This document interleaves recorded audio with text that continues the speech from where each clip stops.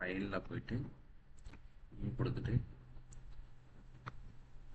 Device type வந்து CP வாங்கி okay கொடுத்துட்றேன். இன்னைக்கு இப்போ பார்த்தீங்கன்னா டிஃப்ரென்ஷியல் அப்பு பற்றி பார்த்துடலாம். ஸோ டிஃப்ரென்ஷியல் அப்புன்னா என்னென்னா ஒரு ஒரு பல்ஸை வந்து ஆன் பண்ணால் ஒரே ஒரு டைம் மட்டும் ஆன் பண்ணி கொடுத்துட்டு ஆஃப் பண்ணிடும். எத்தனை டைமும் திருப்பி ஆன் பண்ணாலும் அது ஆன் ஆகாது.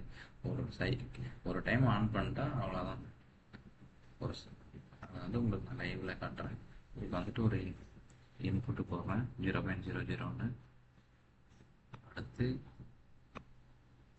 லைன் போட்டுக்கிறேன். ஒரு அங்கே வந்து கடைசி வரைக்கும் கொண்டு போயிட்டு இங்கே வந்து நம்ம டிஃப்ரென்ஷியல் அப் யூஸ் பண்ணுறேன். டிஃப்ரென்ஸ் அப்புக்கு டிஐஎஃப் யூனா அப்பு டினா டவுன் நம்ம அப்போ தான் போய் யூஸ் பண்ணுவோம். 100.00 அட்ரஸ் கொடுத்துறோம். அவுட்புட் அட்ரஸ் டிஃப்ரென்ஸ் கொடுத்து அடுத்துட்டு இங்கே வந்துட்டு செட்டு காயின் மூலமாக தான் நமக்கு பார்க்க முடியும். 100.01 ஐயன் போட்டுக்கிறேன்.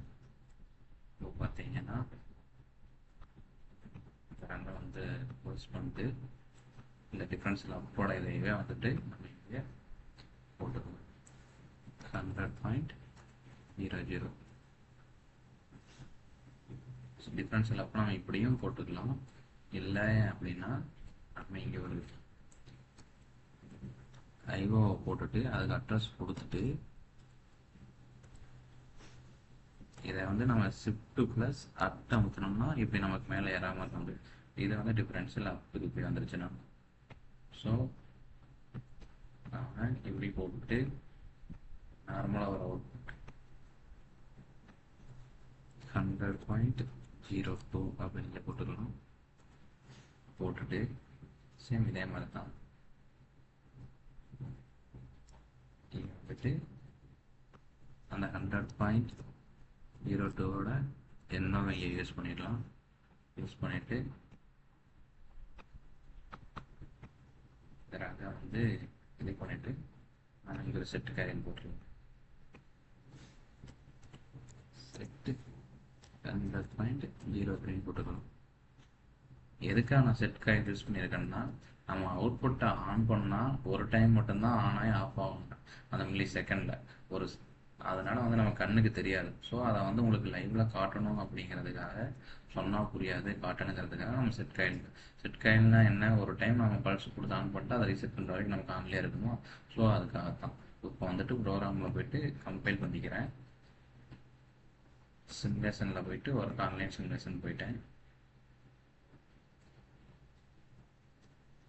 இப்போ வந்துட்டு பாருங்க ஆன் பண்ணுறேன் இங்கே. ஆனால் இது டிஃப்ரென்ஷியல் அப்பு வந்து நமக்கு ஆன் ஆகலை. இங்கே அந்த அவுட்புட் 100.00 அதை வந்து ஆன் ஆகி ஆஃப் ஆயிடுச்சு. ஸோ அதை வந்து நான் உங்களுக்கு வந்துட்டு சொல்லி புரிய வைக்க முடியாது. அதுக்காக வந்துட்டு அதனோட 100.00 எண்ணோ தூக்கி நம்ம இங்கே செகண்ட் ரேங்கில் போட்டு செட் காயில் யூஸ் பண்ணியிருக்கோம். செட் காயில்னா அதுக்கு ஒரு பல்ஸ் கிடச்சிதுன்னா ரீசெட் பண்ணுற வரைக்கும் நமக்கு அப்படியே தான் இருக்கும். ஸோ இந்த 0 நம்ம இன்புட்டே ஆஃப் பண்ணிட்டாலும் திருப்பி ஆன் பண்ணாலும் அது அதே கண்டிஷனில் தான் இருக்குது. இது ஆனே ஆகாது டிஃப்ரென்ஷியல் இருக்கும். ஒரு டைம் மிஷின் ஆனோன்னா இது பண்ணிட்டீங்கன்னா அந்த ஃபுல் ஃபங்க்ஷனும் ப்ரோக்ராம் டோட்டலாக க்ளோஸ் ஆகி வர வரைக்கும் அது அதே இதில் தான் இருக்கும். ஸோ அதுக்காக யூஸ் பண்ணுறது அந்த டிஃப்ரென்ஷியல் அப்பு. இதை வந்து நம்ம இப்படி அட்ரஸிங் மூலமாக யூஸ் பண்ணிக்கலாம். இங்கே பார்த்தீங்கன்னா நம்ம ஏரோ மார்க் மூலமாக சொல்லியிருக்கோன்னா ஒரு நார்மல் எண்ணா போட்டு ஷிஃப்ட் ப்ளஸ் அட்டமுதுன்னு இது வந்துட்டு இது அதே மாதிரி தான். நீங்கள் வந்து இப்போ இதை ஆன் பண்ணீங்கன்னா இந்த அவுட்புட் 100.02 அவுட்புட் நமக்கு ஆனே ஆகலை. ஆன் ஆகி ஆஃப் ஆயிடுச்சு. அதான் மில்லி செகண்டாக நடந்தாங்கிட்டு அது நம்ம கண்ணுக்கு தெரியல. அது வந்து ஆன் ஆயிருக்குங்கிறது காட்டுறதுக்காக தான் வந்துட்டு உங்களுக்கு 100.03 ஒரு செட்டு அட்ரஸ் வந்து நான் யூஸ் பண்ணியிருக்கேன். இதுக்காக தான் டிஃப்ரென்ஸ் அப்புன்னா வந்து இப்போ என்னன்னு தெரிஞ்சிருச்சா.